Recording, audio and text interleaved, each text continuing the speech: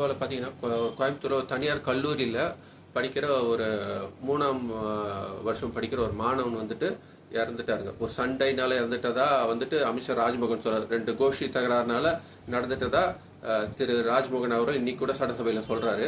அவங்க அவங்க பெற்றோர்கள் என்ன சொல்ல வராங்கன்னாக்கா, இந்த மாதிரி அவங்க பையனை கூப்பிட்டு அந்த கல்லூரியுடைய அட்மின்ல வந்துட்டு கேட்டிருக்காங்க. இந்த மாதிரி யார் யார் அந்த கஞ்சா இங்கே ஹாஸ்டல்லாம் வச்சிருக்காங்க, அந்த மாதிரி அவங்களுக்கு தெரியுமா, யார் யார் இப்போ அந்த மாதிரி கஞ்சா யூஸ் பண்ணுறாங்க, கஞ்சா விற்கிறாங்கன்ற மாதிரி கேட்டிருக்காங்க.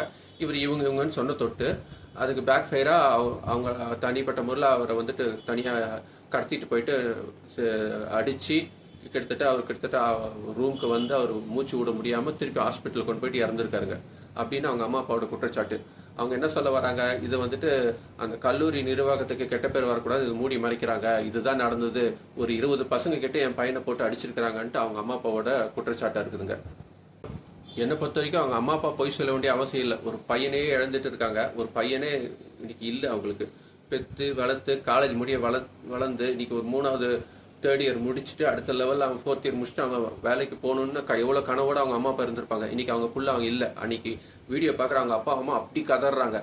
அதெல்லாம் பார்க்கும்போது நானும் ஒரு பேரண்டா எனக்கு ரொம்ப வருத்தமாகவும் இருக்குது, பயமாகவும் இருக்குதுங்க. அஸ் அ காமன் மேன் என்னோட வேண்டுகோள், பள்ளி கல்வித்துறையோ இல்லை உயர்கல்வித்துறையோ இல்லை உங்களோட காவல்துறைக்கிட்டையும் இது ப்ராப்பராக இன்வெஸ்டிகேஷன் பண்ணி இதுக்கு பின்னாடி சப்போஸ் கோஷி தகராறு இருந்தாலும் சரி, அதுவும் தப்பு தான். ஒரு கோஷி தகராறுனால ஒரு பையன் கல்லூரி மாணவன் இறக்குறானாக்கா அவ்வளோ வெறியா? எனக்கு தெரிஞ்சு கோஷி தகராறுக்கு அவ்வளோ வெறிய வராது.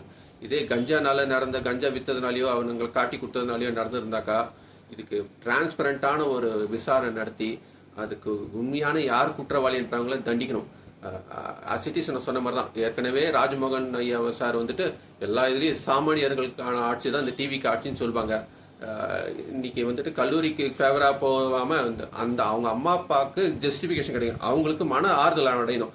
ஆமா, என் பிள்ளை இறந்ததுக்கு இன்னைக்கு கரெக்டான நீதி கிடைச்சிருக்குச்சுன்னு எங்களுக்கு அவங்க சாட்டிஸ்ஃபேக்ஷன் ஆனாதான் இது உண்மையான கேஸ் முடிஞ்சதா அர்த்தம். இல்லாட்டி இது வேற மாதிரி போச்சுன்னா இது நம்ம பேசுறதுக்கு இல்லை. நன்றி, வணக்கம்.